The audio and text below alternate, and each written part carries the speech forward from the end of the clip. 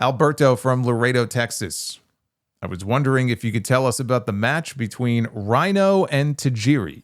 It was a house show match that Vince McMahon found so boring, he came out in the middle of it and stopped it. Have there been other stories similar to this?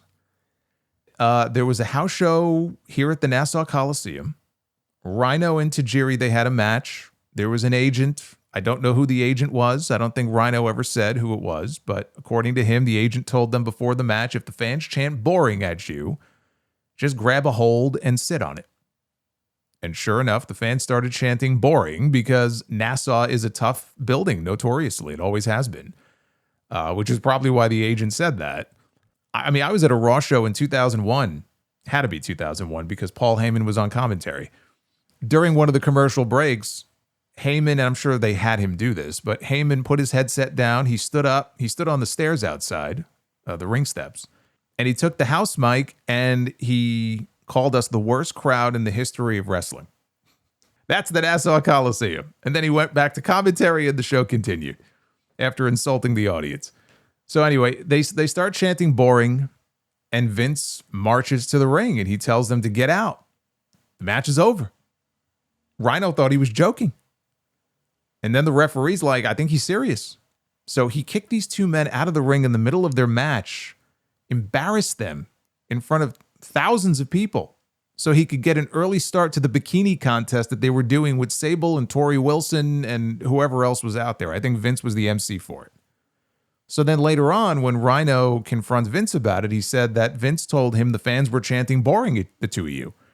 And he told Vince, he said, one of your agents told us that if they chant boring to just grab a hold. And Vince tells him, well, obviously that agent wasn't a top guy. Top guys save their money so they don't have to become agents. But he says Vince must have felt bad about doing that because the check that he got, however many weeks later, for the match that night was a lot bigger than it usually was. He got a good payoff for that match. So, I mean, I can't think of any other stories of Vince storming out to the ring like that other than the Royal Rumble where Cena and Batista fell out of the ring at the same time, and then Vince was all pissed off and he marched down to the ring and he tore his quad.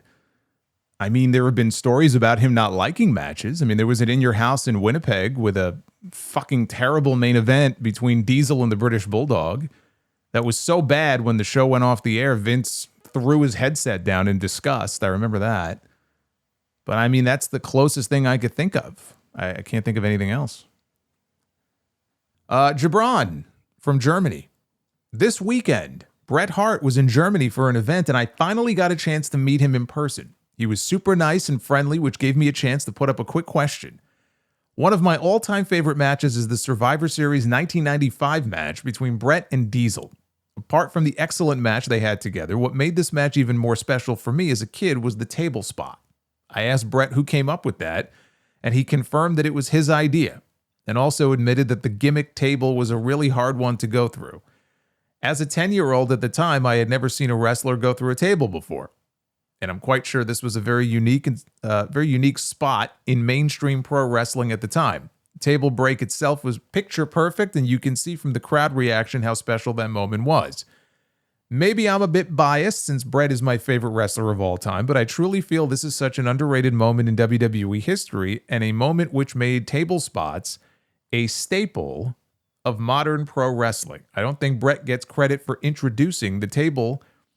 He puts introducing in quotes, the table spot to mainstream audiences. What do you think? So first off, very cool photos he shared with me. So I thank you for sharing that. I have met Bret in person. I met him at Caroline's on Broadway here in New York for a signing many years ago. It was him and Ric Flair. I got my Spotlight magazine, my WWF Spotlight magazine signed from 1994 with Bret on the cover. I have it framed. Never got a photo with him, though. That's still on my list of things to do. I almost had the chance to host a Q&A with him this summer, but it fell through. That would have been very cool. But as far as introducing the table spot to mainstream audiences, I mean, there have been table spots in wrestling going back to at least the 70s in some of the territories, I'm sure. Mainstream, Bret was not the first. I mean, mainstream, the earliest one that I personally remember was from the Hulk Hogan Harley race match on Saturday night's main event. So that would have been in 88, I believe. That was the spot where Harley came off the apron very slowly, but he came off the apron. He literally just fell off the apron. More so than he didn't jump off so much as he fell off. Hogan moved and Harley landed belly first through the table, and he injured himself very badly. The spot itself, if you watch it, it doesn't look bad. It's just that internally he really fucked himself up and he needed surgery.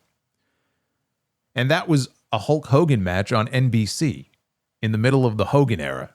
Like, I would say it doesn't get more mainstream than that back then. And then in 89, the following year, there was a famous angle where Terry Funk gave Ric Flair a pile driver on top of a table. I don't remember if that was a Clash of the Champions or if it was Wrestle War, but it was, it was an NWA event. So no, Bret was not the first to do it, but you could say he was the first to popularize it in the WWF, since it's the one most people probably remember. Unless you were an ECW fan, then you saw shit like that all the time.